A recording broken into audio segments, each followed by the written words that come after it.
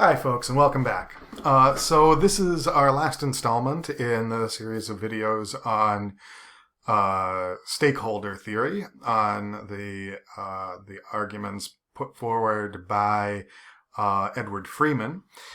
And in this video, we're going to look at two positive arguments that he puts forward in support of stakeholder theory.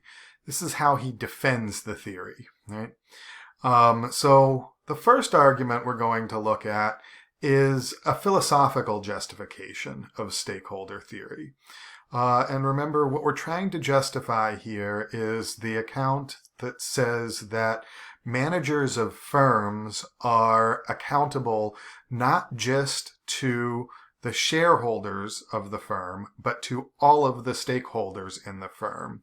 That they have a fiduciary relationship, a relationship of trust to all of the stakeholders, the employees, the owners, the customers, the suppliers, and the local community. They all have a stake in the firm, and the managers have an obligation to consider their interests and to give them the power, in some sense, to make decisions or to have input in the decisions that are being made by the firm. So why might we think that? How could we argue that, right? That's what we're looking at here. So the first step in the argument, the first thing that Freeman says, is that property rights do not grant the owner of the property the right to use it as they see fit. Right? Property rights were fundamental for shareholder theorists. Right? They say that the owner of property has the right to do what they will with that property. No one else can interfere with the way that they use that property. It's theirs. That's what it means to have property rights over something. The firm is their property. They have ownership stake in it. They have ownership rights over it. And they hire managers to manage the firm. And those managers have to act in the best interest of the shareholders because it's their property. Freeman is saying that's missing a big piece of how we think about property rights. Property rights aren't absolute. They're always constrained by the rights of others who might be affected by the use of that property.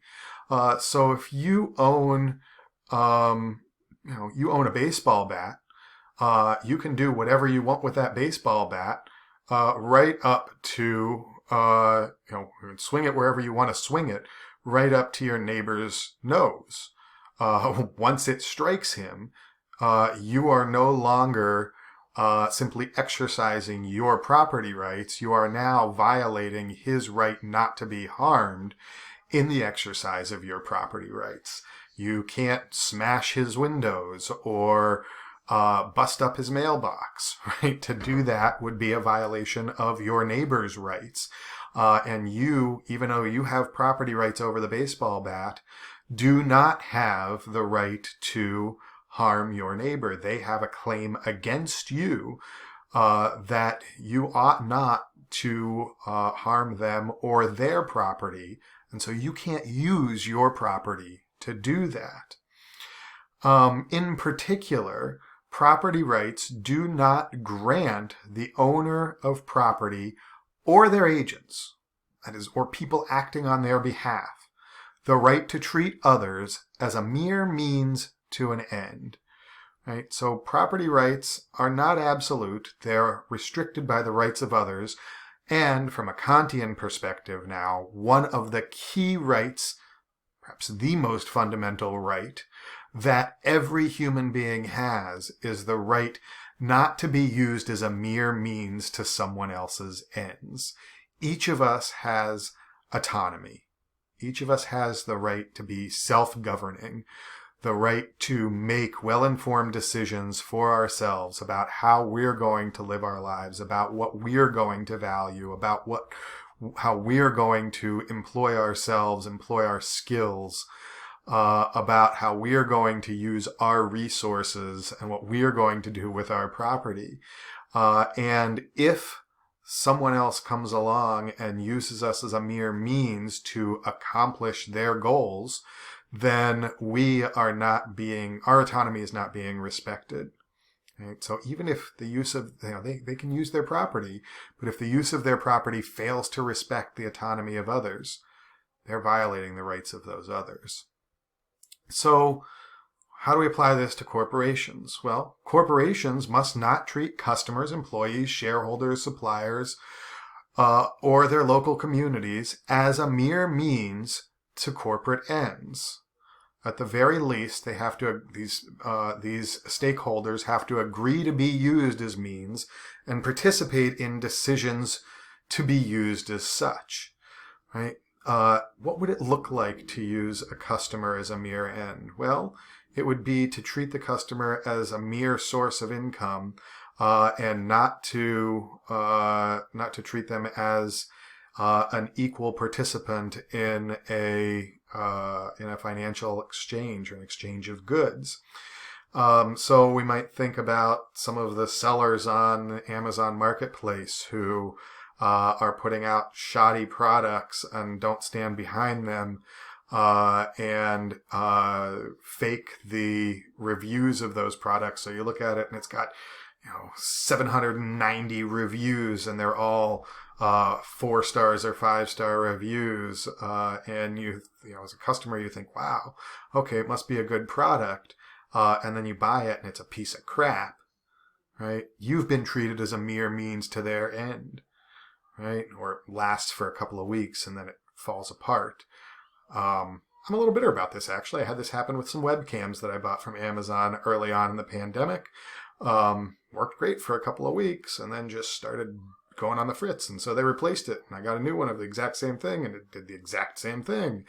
I was being treated as a mere means to the ends of this company that was just making a shoddy product because there was such a high demand for webcams at the time. How would a company treat employees as a mere means? Well, it would pay them the really terrible wages, not give them or not provide them with safe working conditions, lie to them about how safe their working conditions are, say about how dangerous some of the chemicals are that they're working with. All of these would be ways of using them as a mere means to achieve corporate ends. Suppliers might be used as a mere means if the corporation doesn't, or the firm doesn't pay them on time or pay them the full amount that they are to be paid, the full contracted amount, or if they're known, they act as some rather famous actors have done in a way that undermines the ability of the suppliers to continue operating by having them do the work and then refusing to pay them and putting them out of business. That would be to treat them as a mere means to your own ends.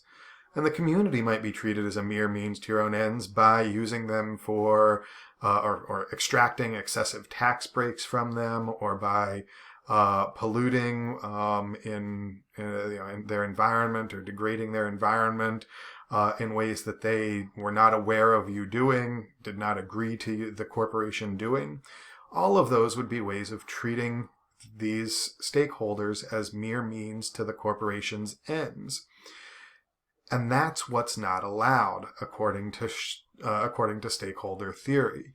That's what corporations ought not do. They have a moral obligation to all of their stakeholders, a fiduciary relationship to them. They have to treat them as ends in themselves. And they do this by engaging stakeholders in decision-making. They do this by engaging employers in decision-making, or employees in the decision-making process, by engaging suppliers in the decision-making process, by engaging customers in the decision-making process.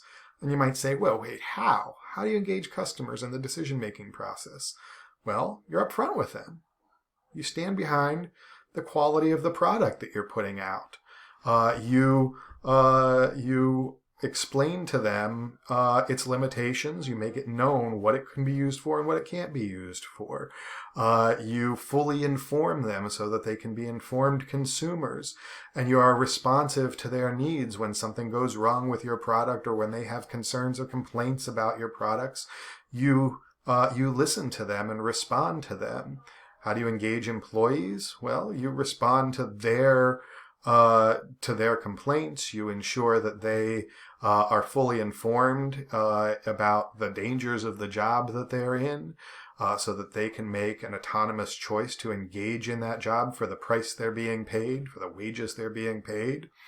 And you might engage in shared governance. You might, which we'll talk about later in the semester, you might allow employees a say in how the corporation is being run.